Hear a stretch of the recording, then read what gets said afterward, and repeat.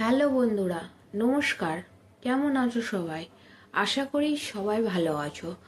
আজ আমি বানিয়েছি মটরের চাট, টক ঝাল নোনতা চাট।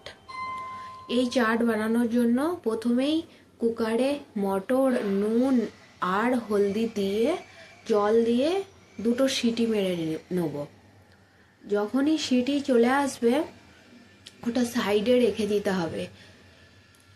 দুটো সিটি হয়ে গেছে, আমি সাইডে রেখে দিলাম।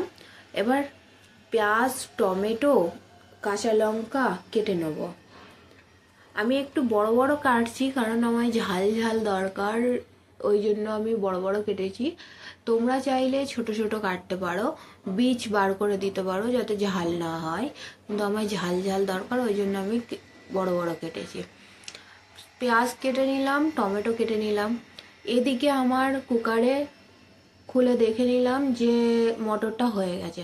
বেশি গলানোর প্রয়োজন নেই, এমনি গোটা গোটা থাকলেই হবে, কারণ এটা একটু গোটা গোটাই ভালো লাগে। এখন আমি বলে নিয়ে নেব, মটরগুলো ছেঁকে নেব। এই মটরের যে জল বেরিয়েছে এগুলো না ফেলে এগুলো তরকারিতেও ব্যবহার করতে পারো ঝোল হিসাবে। আমি সব পেঁয়াজ, টমেটো, লঙ্কা দিয়ে দিলাম, ওতে লেবুর রসও দিয়ে দিলাম। ধনে পাতা, এতে ধনে পাতা দিতে হয়, আমার কাছে ধনে পাতা ছিল না ওই জন্য দিইনি।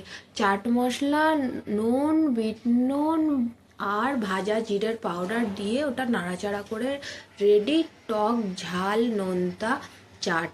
এই চাট খেতে অসম্ভব সুন্দর আর অসাধারণ টেস্ট।